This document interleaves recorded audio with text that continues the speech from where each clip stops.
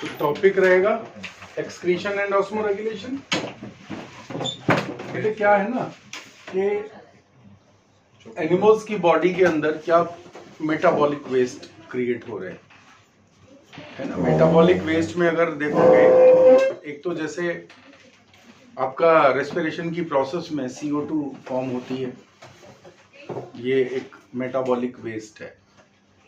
साथ ही साथ अगर प्रोटीन मेटाबॉलिज्म कर रहे हैं, बॉडी के अंदर प्रोटीन ब्रेक डाउन हो रहे हैं, तो नाइट्रोजनस वेस्ट क्रिएट होंगे। क्या क्रिएट होंगे? नाइट्रोजनस वेस्ट होंगे। और ये नाइट्रोजनस वेस्ट बॉडी के लिए क्या होते हैं? टॉक्सिक होते हैं। तो इसका रिमूवल काफी जरूरी हो जाता है, ठीक है। यही रिमूवल का सिस्टम जो है वो बॉडी के अंदर एक्सक्रीटरी सिस्टम होगा। अलग अलग केसेस में, अलग अलग एनिमल्स में अलग अलग तरीके से स्ट्रक्चर्स प्रेजेंट है, लेकिन मकसद एक ही है, बॉडी से क्या रिलीज करवाना है? नाइट्रोजनस वेस्ट रिलीज कराना है, ठीक है। तो अलग अलग कंडीशंस के हिसाब से नाइट्रोजनस वेस्ट भी अलग अलग तरीके के हो सकते हैं, लेकिन जो बेसिक सोर्स है, कहां से वो आएंगे? वो बेसिक सोर्स है प्रोटीन। तो proteins are broken down into, अगर नॉर्मली मैं इस मेटाबॉलिज्म को देखूं तो proteins are broken down into amino acids, ठीक है। They are broken down into amino acids. Normally they are released into amino acid, amino acid बना लेते हैं। और amino acid are the unit of proteins, यानी कि मेरी बॉडी में अगर प्रोटीन्स फॉर्म हो रहे हैं, कहीं प्रोटीन सिंथेसिस का प्रोसेस हो रहा है, तो that require these building blocks. इनका इस्तेमाल करके हमारी बॉडी प्रोटीन बनाती है, हमारी ग्रोथ होती है। तो इनके सोर्सेज हैं, जो फूड के थ्रू आप प्रोटीन्स बॉडी में लोगे तो they are broken down into amino acid, और आपकी सेल्स के अंदर ये अमीनो एसिड क्या करेंगे? अमीनो एसिड नए प्रोटीन्स को बनाएंगे, ठीक है, थ्रू द प्रोटीन सिंथेसिस। ये सेल्स के अंदर चल रहा है। तो आप कहोगे सर इसमें वेस्ट कहाँ क्रिएट हुआ? ये तो प्रोटीन्स जो है अमीनो एसिड में बदले और वापस ही अमीनो एसिड से नए आपके मन मुताबिक प्रोटीन्स में कन्वर्ट हो गए, तो वेस्ट कहां आया? तो होता क्या है कि not all the amino acid, सारे अमीनो एसिड यूज नहीं होते रीसिंथेसिस के लिए, ठीक है। वापस आपकी बॉडी में ग्रोथ के प्रोसेस में सारे अमीनो एसिड यूज ना हो जाएंगे, कुछ अमीनो एसिड बच जाते हैं, कुछ अमीनो एसिड बच गए, ये रिमेनिंग है, ठीक है। ये रिमेनिंग अमीनो एसिड का इस्तेमाल एनर्जी लिबरेशन के लिए भी किया जा सकता है। इसको ब्रेक करके हमारी बॉडी क्या कर सकती है? एनर्जी भी ले सकती है, एनर्जी क्रिएट कर सकती है, एनर्जी लिबरेट कर सकती है। एक्चुअली ये सब कहां पे हो रहा है? एक्चुअली ये कहां पे हो रहा है? ये सारा का सारा जो होता है, ये होता है आपके लिवर सेल्स के अंदर, ठीक है। इसकी ब्रेकिंग कहां पे होती है? लिवर सेल्स के अंदर होती है। तो लिवर सेल्स के अंदर क्या होगा? अमीनो एसिड को तोड़ा जाएगा, और इस ब्रेकिंग प्रोसेस में अमीनो एसिड में होता है NH2 ग्रुप। ये टॉक्सिक ग्रुप है, ठीक है। ये अमीनो एसिड की फॉर्मेशन में यानी अमीनो एसिड्स के साथ लगा होता है, तो ये मेन बात है। तो ये रिमूव किया जाता है, ये बॉन्ड्स ब्रेक होते हैं, एनर्जी लिबरेट होती है, उस एनर्जी का इस्तेमाल हमारा शरीर कर सकता है। तो प्रोटीन से भी आप जो है क्या ले लेते हो? एनर्जी ले लेते हो। उधर कार्बोहाइड्रेट जब ब्रेक होता है, तो कार्बोहाइड्रेट्स के टूटने के केस में क्या होता है? कार्बोहाइड्रेट जब ब्रेक हुआ तो कार्बोहाइड्रेट में आपको CO2 मिल रहा है वेस्ट में, प्रोटीन्स के साथ आपको क्या मिल रहा है? NH2 मिल रहा है। उधर CO2 मिल रहा है, यहाँ क्या मिल रहा है? NH2 मिल रहा है। तो ये जो NH2 है ना, आपकी बॉडी जो है इसको होल्ड नहीं कर सकती, ज्यादा देर आप इसे रखोगे नहीं, इसे कम क्या करना पड़ेगा? It is converted to less toxic, converted to less toxic substance. अब जरूरत के मुताबिक होता है, जैसे शरीर की रिक्वायरमेंट, जैसे हम उसको मतलब निकाल सकते हैं बॉडी से, तो उसके हिसाब से ये लेस टॉक्सिक में कन्वर्ट होते हैं। अगर आप एक एक्वेटिक एनिमल हो, ठीक है, पानी के अंदर आप रहते हो, ज्यादा एक्वेटिक केस हो आप, तो और बहुत ज्यादा वाटर आपके उसमें सेल्स में अवेलेबल है, सेल्स के चारों तरफ अवेलेबल है, तो आपका काम जो है अमोनिया रिलीज करने से चल जाएगा। किससे चल जाएगा? अमोनिया की फॉर्म में। अगर आप मॉडरेट वाटर यूज कर रहे हैं तो आपकी बॉडी जो है यूरिया क्रिएट कर सकती है। और अगर आप बिल्कुल ड्राई कंडीशन के हो तो यूरिक एसिड कर रहा होगा। ठीक है जी। अमोनिया में मतलब एक एस्टिमेशन आप ऐसे ले सकते हो 500 ml water required for removal of 1 gram of ammonia. ठीक है, यहां पे 50 ml water required for 1 gram of urea removal, और यहां पे ओनली 5 ml वाटर। यानी कि यूरिक एसिड जो है बहुत आसानी से बॉडी से रिमूव हो जाता। यूरिक एसिड ड्राई कंडीशंस के केस में होगा, जैसे कि आप रेप्टाइल्स का केस देखोगे, ठीक है, आप देखोगे इंसेक्ट्स के केसेस में, तो आपको जो है यूरिक एसिड मिलेगा, यूरिक एसिड रिलीज हो रहा होगा। समझ में आई बात आपको? बट अगर हम ऐसे केसेस में आएंगे जहां पे मॉडरेट वाटर कंज्यूम हो रहा है, जैसे ह्यूमंस हैं, ह्यूमंस पानी कंज्यूम कर रहे हैं लेकिन उतना भी पानी नहीं है बॉडी के चारों तरफ अवेलेबल हो, तो ये यूरियोटेलिक है। ठीक है, ह्यूमंस हो गए, एम्फीबिया हो गए, ये केसेस जो है वो क्या है, यूरिया रिलीज करेंगे। लेकिन बर्ड्स के बारे में क्या, बर्ड्स भी वाटर कंज्यूम तो कर रहे हैं, लेकिन बर्ड्स जो फ्लाइंग बर्ड्स हैं, आर्बोरियल बर्ड्स हैं, वो यूरिया रिलीज नहीं कर रहे हैं, वो क्या रिलीज कर रहे हैं, यूरिक एसिड रिलीज कर रहे हैं। क्वेश्चन ये आता है कि बर्ड्स के केस में यूरिक एसिड क्यों रिलीज हो रहा है? आर्बोरियल बर्ड्स, जो टेरेस्ट्रियल बर्ड्स हैं, दे में रिलीज यूरिया। ठीक है, arboreal bird uric acid release करते हैं। ठीक है, यूरिक एसिड उनके क्लोएका के साथ आप देखोगे कि फीसस के साथ व्हाइट कलर का मटेरियल भी रिलीज हो रहा है, दैट इज यूरिक एसिड। ठीक है, तो यूरिक एसिड बर्ड्स में क्यों हो रहा है? क्योंकि बर्ड्स की फ्लाइट एडेप्टेशन है। डेजर्ट एडेप्टेशन किस किस की है? रेप्टाइल्स की डेजर्ट एडेप्टेशन है, पानी, वो इसलिए रिलीज करते हैं यूरिक एसिड क्योंकि भैया उनके लिए तो क्या है कि पानी है ही नहीं, तो ड्राई कंडीशन में वो रिलीज करेंगे। अब लेकिन अब बात करोगे कि भी एनिमल्स जो दूसरे बर्ड्स के केस में, तो बर्ड्स के केस में ये यूरिक एसिड इसलिए रिलीज करते हैं कि यूरिक एसिड में कम पानी की जरूरत पड़ेगी, less water will be required, as well as कोई यूरिनरी ब्लैडर की जरूरत नहीं रहेगी। तो टेरेस्ट्रियल जो बर्ड्स हैं, जो एक्वेटिक सॉरी आर्बोरियल बर्ड्स हैं, उनके केस में they don't have urinary bladder, उसमें यूरिनरी ब्लैडर होता ही नहीं है, तो पानी की रिक्वायरमेंट जो है वो अपना कम रिड्यूस, मतलब उसमें जो एक्सक्रीटरी सिस्टम की जो मॉडिफिकेशन है वो इन्होंने इस तरह कर रखी है कि यूरिक एसिड वो रिलीज कर रहे होंगे। बात समझ में आई? तो बर्ड्स के केस में it is not for the saving of water but it is for the losing the weight, शरीर का वजन कम रहे इसलिए ये वहां पे रखते हैं। ठीक है, तो there are 3 major categories of waste. ये केसेस एनिमल के जो कि अमोनिया रिलीज करेंगे अमोनोटेलिक कहलाएंगे, यूरिया रिलीज करने वाले यूरियोटेलिक कहलाएंगे, यूरिक एसिड रिलीज करने वाले यूरिकोटेलिक कहलाएंगे। अच्छा, एक और केस होता है गुआनिन रिलीज होता है, ये भी कभी कभार पूछते हैं। गुआनिन वाले गुआनोटेलिक होते हैं, गुआनिन रिलीज कर रहे, दे आर गुआनोटेलिक। और एग्जाम्पल में गुआनोटेलिक कौन सा कंडीशन आ जाएगी? एग्जाम्पल में आप देखो तो गुआनोटेलिक में स्पाइडर्स मिल जाएंगे आपको। गुआनोटेलिक कौन है? स्पाइडर्स है, गुआनिन रिलीज करते हैं। ये भी एक नाइट्रोजनस बेस है जो आप पढ़ते होंगे, डीएनए के अंदर जो है बेस है। तो इसमें आप मेन तो हमारे तीनों हैं ये। अब तीनों में एग्जाम्पल्स की कैटेगरी आप काउंट कर लेंगे तो अमोनिया किस किस केस में आप देख पा रहे हो? अमोनिया कहां का फुल्ली अमोनिया जिनमें रिलीज हो रहा है वो पोरीफेरा है, नाइडेरिया है, टीनोफोरा है। ठीक है, इनके केस में टीनोफोरा के बाद सीधे सीधे आप चले जाओगे प्लेटी में नहीं, निमेटोडा नहीं, एनेलिडा नहीं। एनेलिडा में माइन्यूट अमोनिया रिलीज हो सकता है क्योंकि एक्वेटिक कंडीशन का है, ठीक है, या बहुत वाटरी कंडीशन में रहते हैं। तो इसके बाद एनेलिडा के बाद मोलस्का में भी इसी तरीके से मेन वो रिलीज कर रहे हैं, यूरिया रिलीज करेंगे और बहुत माइन्यूट अमोनिया हो सकता है। ठीक है, उसके बाद आप आ जाओ कहां तक आ गए हम लोग? Annelida Mollusca.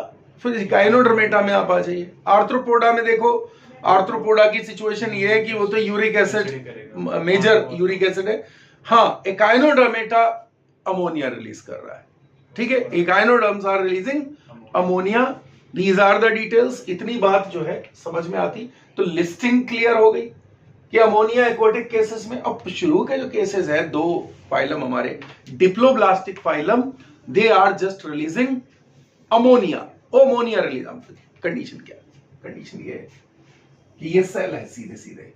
अब ऐसी प्रोटोजोन्स, हालांकि प्रोटिस्टा की बात कर लूं मैं, तो प्रोटोजोन में भी यही सिस्टम है कि दे रिलीज अमोनिया। मतलब आप देखो कि सीधे सीधे बाहर से लेना देना है ना, बॉडी के अंदर यहां क्रिएट हुआ, सीधे बाहर रिलीज हो जाएगा, तो there is no problem with this, easily हो रहा है। अब बात कर रहे हैं यूरिया की। तो यूरिया किस किस केस में मेन प्रोडक्ट मिलेगा? यूरिया आपको जो है कहां कहां दिख रहा है? प्लैटिहेल्मिन्थ, नेमेटोडा, ठीक है, एनेलिडा, ठीक है, एनेलिडा के बाद आप आ जाओ, मतलब एनेलिडा के बाद आर्थ्रोपोडा में तो नहीं मिलेगा आपको ये, ठीक है, मोलस्का में आपको मिलेगा, ठीक है, इकाइनोडर्मेटा में नहीं मिलेगा। फिर वर्टिब्रेट्स में आ जाएंगे, तो वर्टिब्रेट्स में आपको जो है क्या क्या मिल रहा है? वर्टिब्रेट्स में जो फिशेस के केसेस है, साइक्लोस्टोम्स के केसेस हैं, सबके अंदर आपको यूरिया देखने को मिलेगा। जब आप रेप्टाइल्स पे आओगे, एरियल बर्ड्स पे आओगे, तो आपको क्या मिल रहा है? तो यूरिक एसिड मिल रहा है, ठीक है। तो ये कंडीशन है। अब एक ही इसमें लास्ट बात रह जाती है, यूरिकोटैलिज्म, आपको बीच में मैंने बता ही दिया यहाँ पे आपको। तो यूरिक एसिड आपको इंसेक्ट्स में, रेप्टाइल्स में यूरिक एसिड मिलेगा।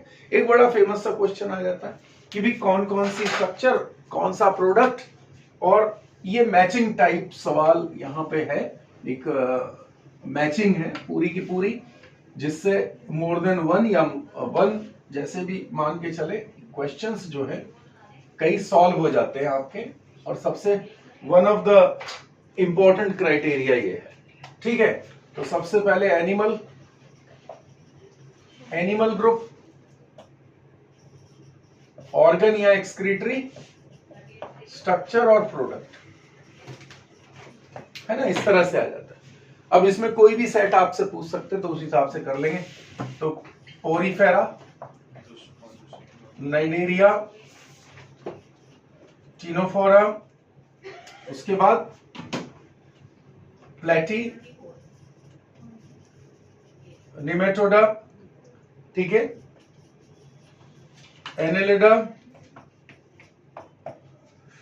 एनेलिडा हुआ, एनेलिडा, आर्थ्रोपोडा। अब बेटे आर्थ्रोपोडा में अलग अलग केसेस हैं। आर्थ्रोपोडा में इंसेक्टा, उसके बाद चीलोपोडा, डिप्लोपोडा, एरेक्निडा,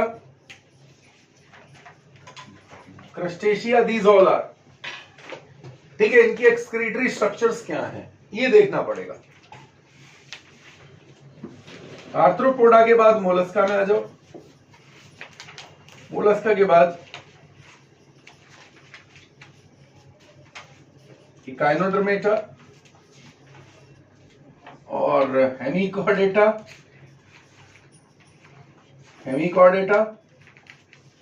यूरोसिफेलोकॉर्डेटा, ठीक है। पहले इतनी बात करते हैं, फिर उसके बाद वाले भी बता देता हूं। तो स्ट्रक्चर्स की बात है बेटे।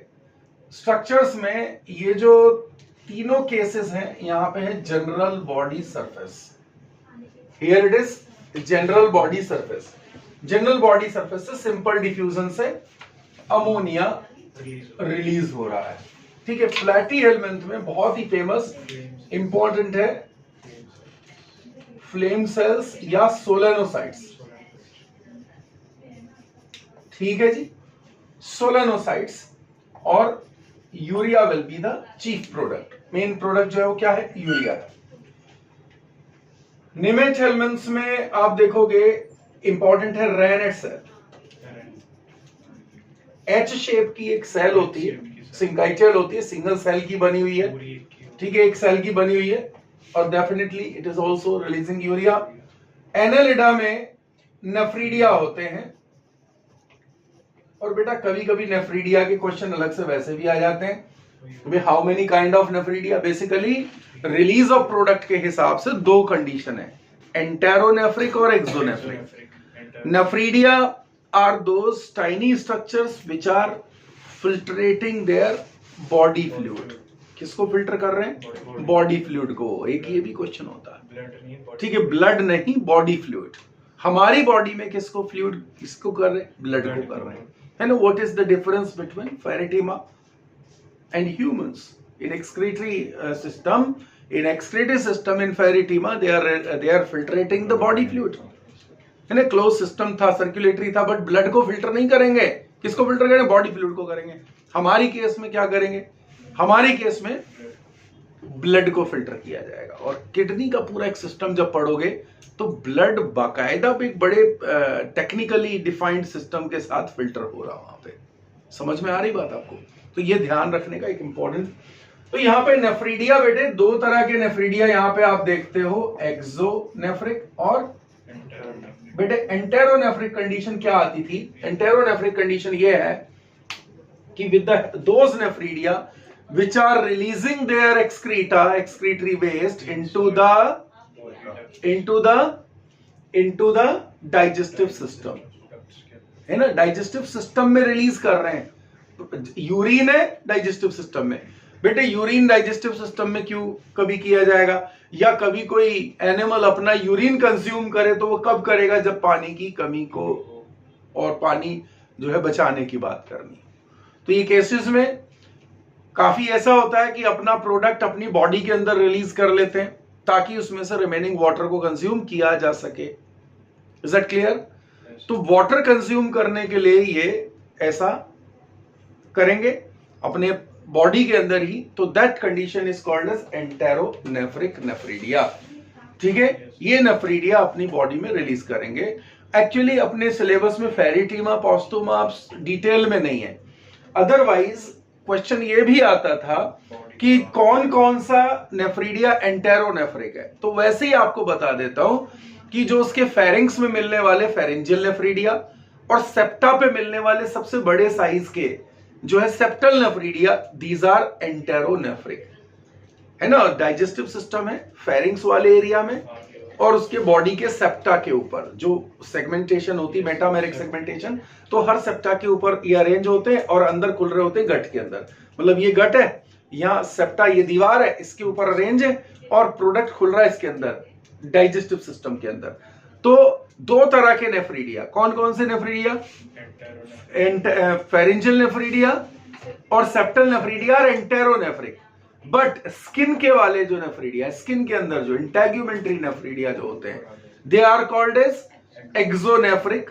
यानी कि स्किन पे जैसे पसीना आ रहा हो उस तरह से स्किन को मॉइस्ट रखने का काम ये नेफ्रीडिया कर रहे होंगे, ठीक है। और यही फैसिलिटेट करवाता है रेस्पिरेशन को।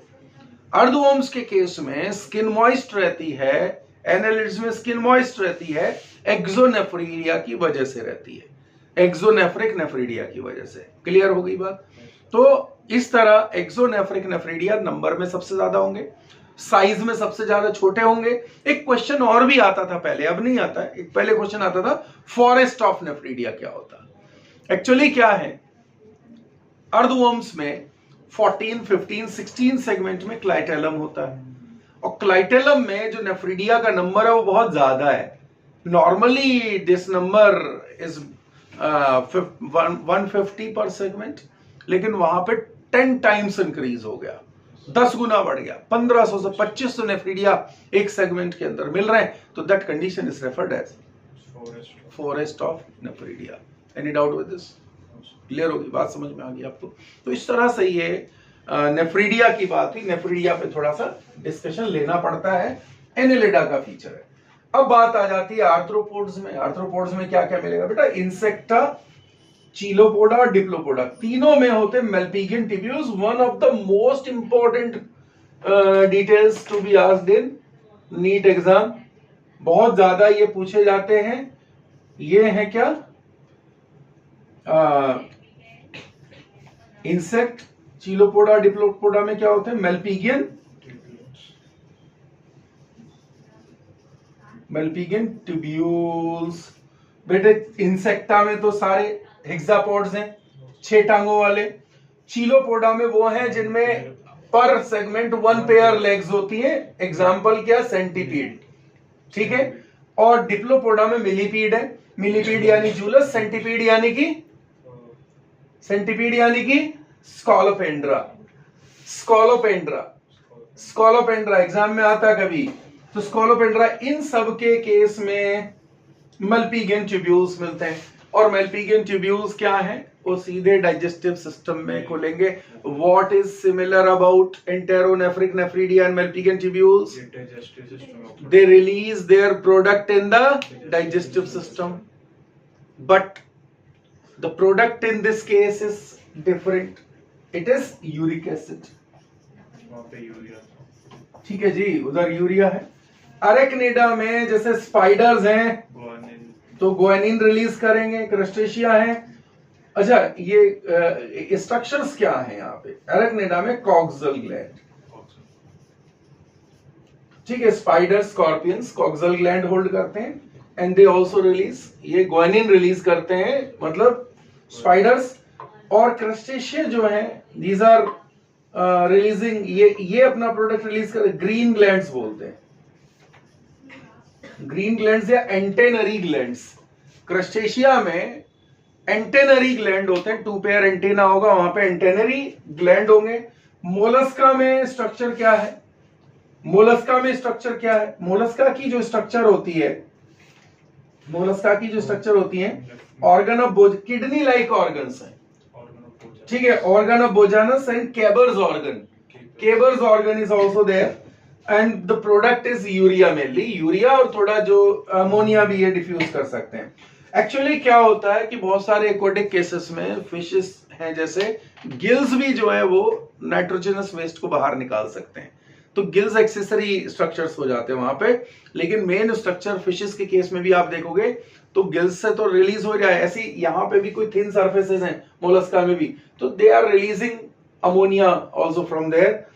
एकाइनोडर्मेटा में तो ये थिन सरफेस है, थिन बॉडी सरफेस, यानी कि जनरल बॉडी सरफेस ही आप कह सकते हो। जैसे खास तौर से ट्यूब फीट, उनमें हमने बताया था ना, ट्यूब फीट होते हैं, ट्यूब फीट भी जो है एक्सक्रीटरी वेस्ट को बाहर निकाल रहे होते हैं, है ना। फिर आ जाओ हेमिकॉर्डेटा में, एक्सक्रीटरी स्ट्रक्चर के बारे में पूछा जाता है। प्रोबोसिस ग्लैंड, कौन सी ग्लैंड इंपॉर्टेंट है, ग्लैंड के बारे में पूछेंगे, प्रोबोसिस ग्लैंड। यूरोकॉर्डेटा में न्यूरल कॉम्प्लेक्स, यूरोकॉर्डेटा हार्डमेनिया जैसे एग्जांपल है, न्यूरल कॉम्प्लेक्स। एंड सिफेलोकॉर्डेटा, यानी कि जो ब्रैंकियोस्टोमा की बात कर रहा हूं, तो ब्रैंकियोस्टोमा सोलेनोसाइट्स है, ठीक है। Solenocytes were similar in case of पर्टलाइटी एलिमेंट्स में भी नेम सोलेनोसाइट आ जाता है। अब बात करता हूं कि वर्टिब्रेट्स में क्या है, ठीक है। ये तो हुआ, ये क्वेश्चन अक्सर इस तरह के मैचिंग में आपसे पूछ ले जाएंगे, तो ये बड़ा याद रखना। एक्सक्रीशन है तो ये सबसे ज्यादा रिलेटेड इस तरह मैचिंग वाले क्वेश्चन, ये एक्सक्रीशन के बड़े फेमस हैं, ठीक है। एक क्वेश्चन तो रह के बार बार आ जाता, फ्लेम सेल, कई बार आप देखो पेपर में फ्लेम सेल तो अक्सर ही जो है पूछ लिया गया हुआ है। मल्पीगियन ट्यूब्यूल्स अक्सर पूछ ले गए हैं, ठीक है। नेफ्रिडिया भी है, बट जब से जो है ये फेरिटीमा सिलेबस के आउट है, तो नेफ्रिडिया की फ्रीक्वेंसी उतनी नहीं होती है, लेकिन इनकी फ्रीक्वेंसी लगातार है, बीच में कभी ना कभी ये पूछे गए। अब बात करता हूं आपसे किसके बारे में, वर्टिब्रेट्स में। तो वर्टिब्रेट्स में जो सिस्टम है, एक्चुअली किडनीज जो है आ गई हैं अभी आगे, है ना। वर्टिब्रेटा में मतलब साइक्लोस्टोमेटा लिविंग ग्रुप है, कॉन्ड्रिक्थीज है, ऑस्टिक्थीज है,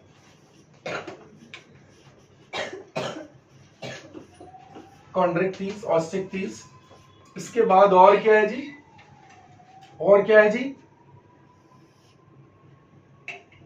एम्फीबिया है,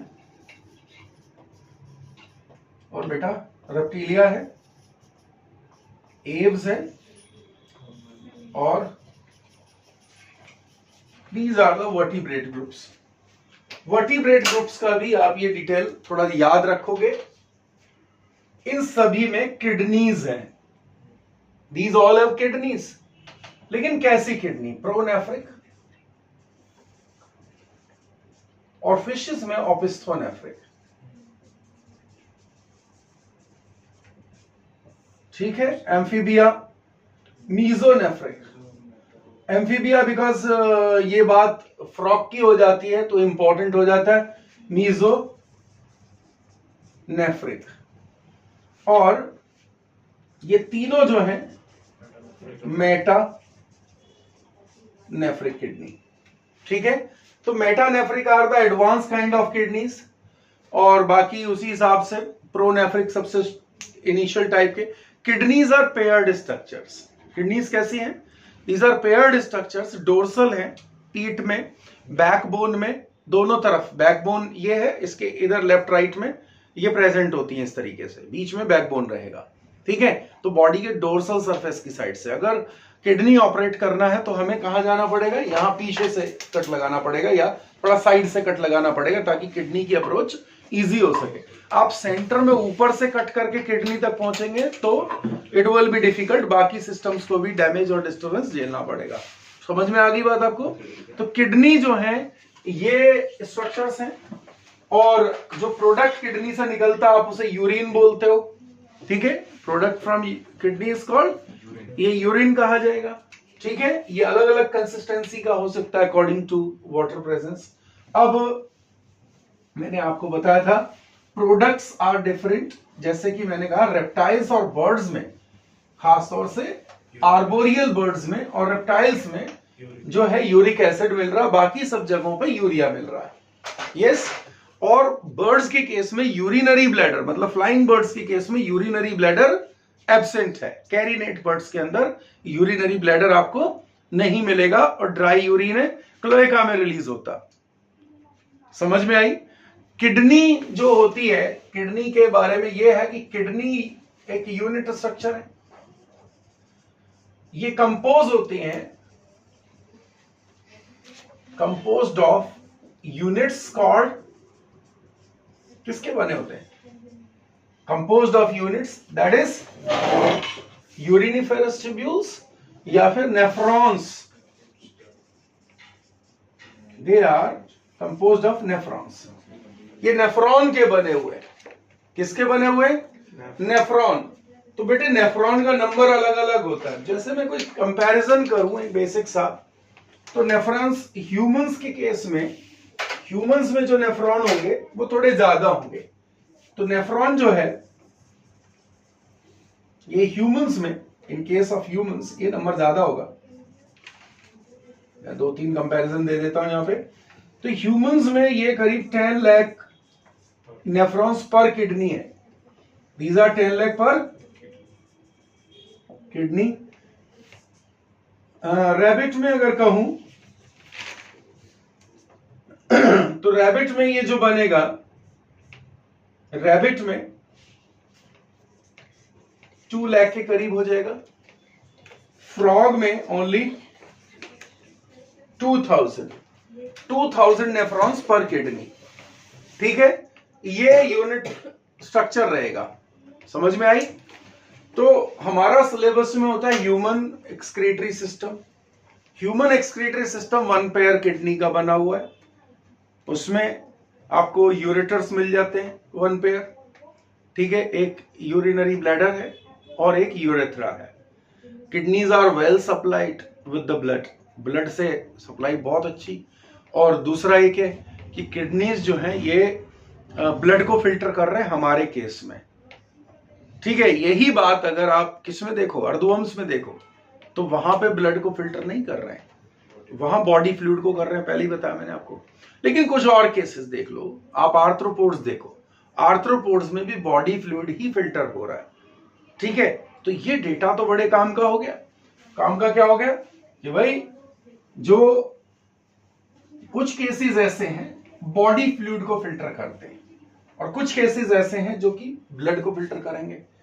तो आप ये देखो कि जैसे जो इनवर्टिब्रेट्स हैं,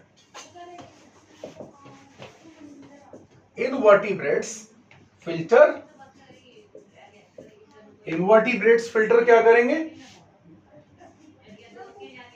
बॉडी फ्लूइड, दे फिल्टर बॉडी फ्लूइड। ठीक है, वर्टिब्रेट्स में, ठीक है, वर्टिब्रेट्स में या जो कॉर्डेट्स के मेजर सभी केसेस हैं उनके केस में दे फिल्टर ब्लड।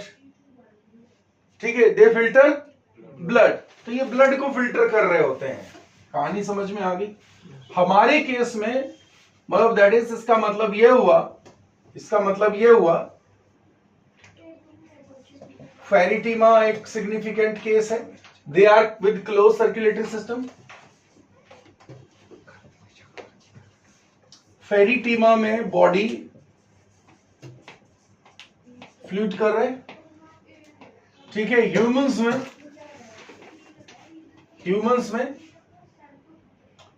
में क्या कर रहे हैं? ब्लड को फिल्टर कर रहे हैं। ह्यूमंस को ब्लड को फिल्टर कर रहे हैं, फेरिटीमा को बॉडी फ्लूइड फिल्टर कर रहे हैं।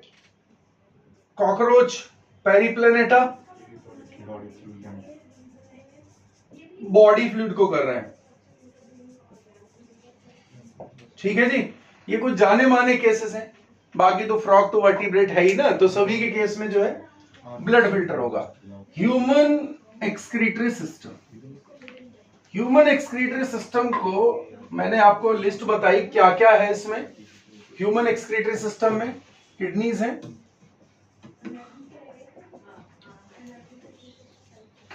ह्यूमन एक्सक्रीटरी सिस्टम क्या क्या है बच्चों? यहां पे वन पेयर किडनीज है। दूसरा क्या है? वन पेयर यूरेटर्स हैं। ओनली वन यूरिनरी ब्लैडर है। एक यूरिनरी ब्लैडर होता है। ठीक है, there is one urinary bladder, one urethra है। तो ये बताने का तो ठीक है, सही है। बाकी की डिटेल्स में जाने से पहले कुछ एक फंडामेंटल जो आपके मन में बैठा होना चाहिए कि भाई ये भी क्वेश्चंस हैं। ठीक है, ये पार्ट्स भी हैं जो डिस्कशन के लायक है। तो वन पेयर किडनी, जैसे किडनी में हो गया, हमारी किडनीज है मेटानेफ्रिक। ठीक है, ये मेटानेफ्रिक है, ये तो मुझे पता ही है। और रीट्रोपेरिटोनियल है, ये बड़ी इंपॉर्टेंट बात है। ये हमारे पेरिटोनियम के अंदर नहीं होते। बॉडी कैविटी जो पेरिटोनियम से मेसोडर्मल लाइन से कवर्ड है, तो ये उसके बाहर होते हैं। ठीक है, दिस कंडीशन इज कॉल्ड रीट्रोपेरिटोनियल। रीट्रोपेरिटोनियल है, बीन शेप्ड है। ठीक है, बीन शेप्ड होते हैं, ऑलमोस्ट ब्राइट कलर इनका रेड ये रहेगा, कलर होगा, बीन शेप्ड होंगी। साइज वगैरह हम लोग डिस्कस करेंगे। तो हालांकि शेप मैंने यहां तुम्हें बता दी, बट यहां पे दो मेन बातें थी, मेटानेफ्रिक एंड रीट्रोपेरिटोनियल। ओके, यूरेटर्स हैं, ये भी ऊपर से फनेल जैसे होते हैं और नीचे पूरा ट्यूब होते हैं, करीब 25 सेंटीमीटर लॉन्ग के आसपास ये रहेगा। यूरिनरी ब्लैडर होता है, ये इसमें भी कोई दिक्कत नहीं है, इन्वर्टेड पियर शेप्ड जैसा स्ट्रक्चर इसका भी है। यूरेथ्रा के बारे में एक बात है, मेल के केस में और फीमेल के केस में डिफरेंट है सिस्टम। ठीक है, in case of in male it is a part of urinogenital system. Male के अंदर ये यूरिनोजेनिटल सिस्टम का पार्ट है and longer than female urethra. ठीक है, तो ये मेल के केस में, in male it is 15 to 20 centimetre, क्योंकि ये कॉपुलेटरी ऑर्गन का भी हिस्सा रहेगा, जेनिटल सिस्टम का भी। और फीमेल में ये 4 to 5 सेंटीमीटर शॉर्ट रहेगा।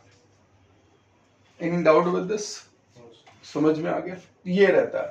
पोजीशन की बात करें, स्ट्रक्चर की बात करें, तो सबसे पहले रीट्रोपेरिटोनियल कंडीशन समझानी पड़ेगी। रिट्रोपेरिटोनियल कंडीशन के लिए हम क्या करेंगे, सीटी स्कैन करेंगे। ठीक है, will do a CT scan.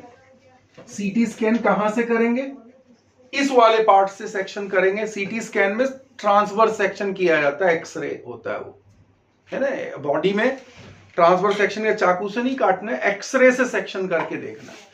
तो इस जगह से सेक्शन करेंगे जहां पे किडनीज अवेलेबल है, किडनीज की पोजीशन है, तो मतलब थोरेक्स के जस्ट नीचे आ जाएंगे। थोरेक्स के जस्ट नीचे लंबर वाले जो एरिया है, लंबर में, यानी कि मतलब कई ये भी होता है कि जो फ्लोटिंग रिब्स होती हैं वो भी किडनी को प्रोटेक्ट कर रहे होते हैं काफी हद तक। ठीक है, तो लंबर में, अपर लंबर जोन में ये किडनीज की पोजीशन रहेगी। तो वहां से हम क्या कर रहे हैं, वहां से हम सीटी स्कैन कर रहे हैं। तो ये पेशेंट का सीटी स्कैन शो किया जा रहा है। This is the TS of body through that part. ये वेंट्रल सरफेस है, क्योंकि सीधा आप लेटाओगे पेट ऊपर की तरफ होगा, नीचे डोर्सल सरफेस है। ठीक है, तो सेक्शन जब किया तो आपको दिखा यहाँ पे वर्टिब्रल कॉलम है, ये वर्टिब्रल कॉलम, और ये फ्लोटिंग रिब आपको समझ में आ रही है, इस जगह है, और इस जगह पे ये आपको दोनों किडनीज का पता लग रहा है, किडनीज है। बॉडी में ये यूं आता है, इस तरह से दिखाई देता है।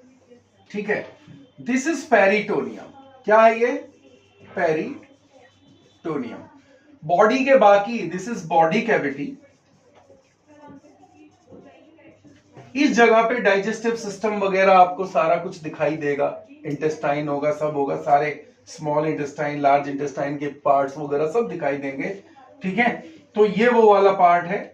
बट आप क्या देख रहे हो कि ये जो किडनी है, मतलब अगर हम इस तरह देखेंगे तो ये पेशेंट का ये राइट किडनी है और ये लेफ्ट किडनी है।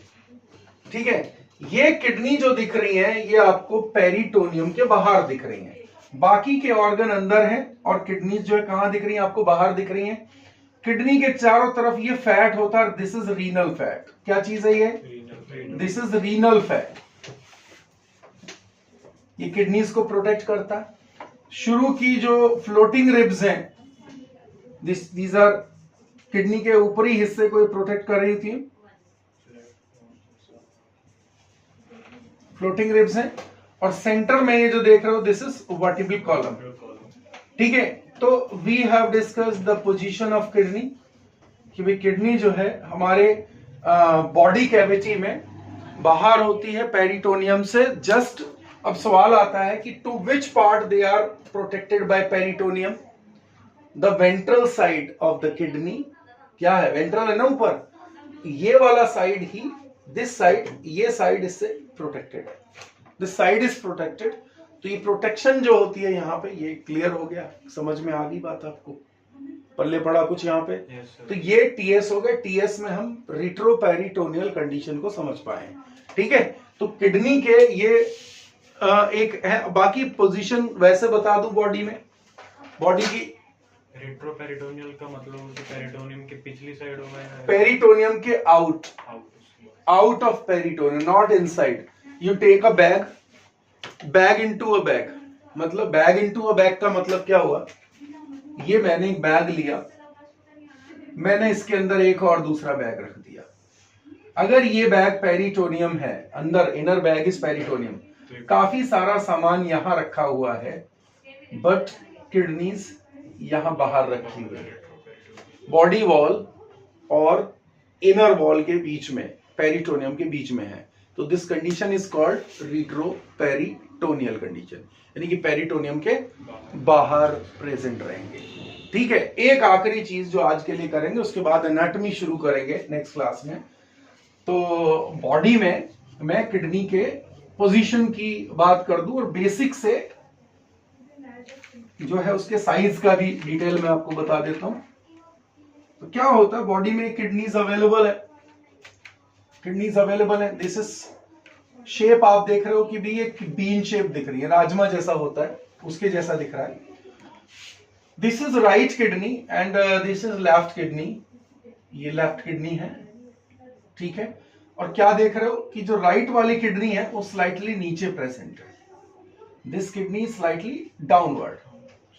है ना, प्रोबेबली इस वजह से है कि जो लिवर है, लिवर का राइट लोब थोड़ा बड़ा होता है, उसकी वजह से उसको एकोमोडेट करने के लिए इसकी पोजीशन स्लाइटली डाउन है।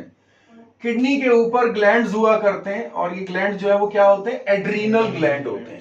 किडनी के ऊपर एड्रीनल ग्लैंड अटैच होते हैं। किडनी के अंदर ब्लड की सप्लाई हुआ करती है। ये सप्लाई जो है एक अंदर जाएगा और दूसरा बाहर आएगा। ये तो अंदर जो जाएगा इसमें ब्लड लेके वो कहलाएगा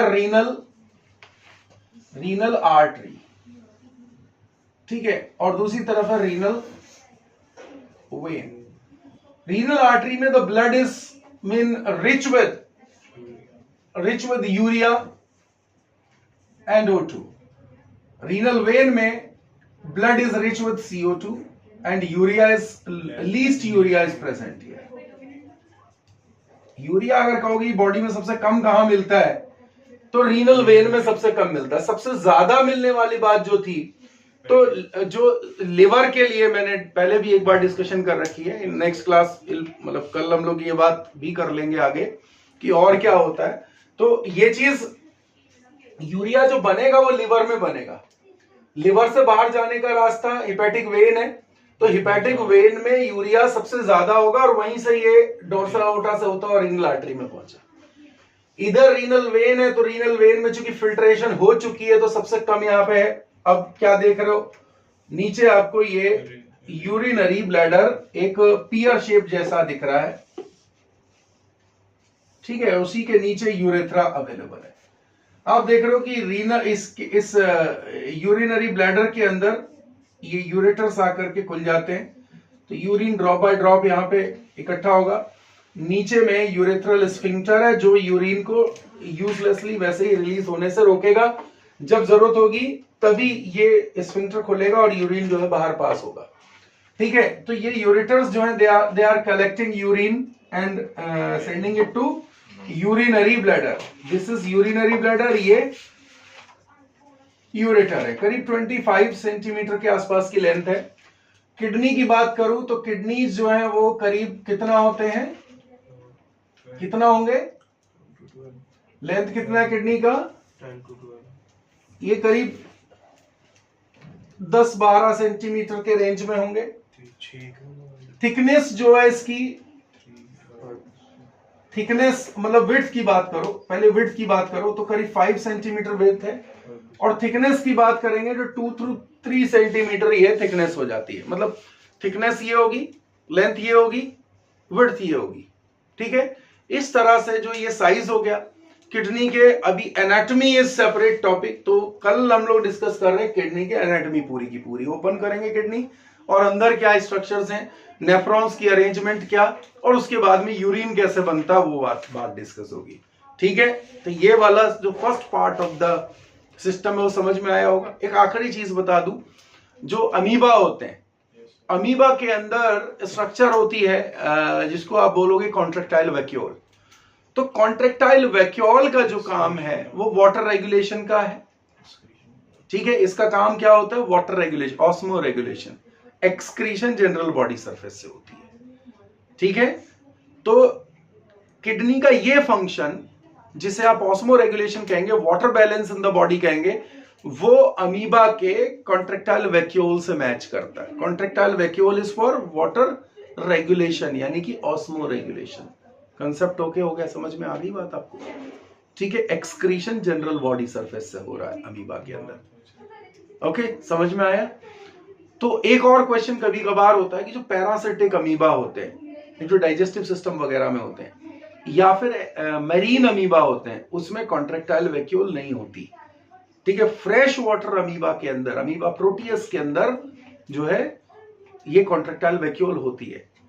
अगर किसी फ्रेश वाटर अमीबा को मरीन वाटर में रख दिया जाए तो कुछ टाइम बाद उसकी कॉन्ट्रेक्टाइल वैक्यूल डिसअपियर हो जाती है। तो दीज आर सम कंडीशंस जो याद रखने वाली बातें हैं, ओके। तो contractile vacuole is analogous to kidney, origin different, function same, और कौन सा फंक्शन किडनी से मैच कर रहा है, ऑस्मो रेगुलेशन, ठीक है। तो next class will be discussing about क्या, एनाटॉमी ऑफ किडनी। चलो ठीक है, थैंक यू सो मच।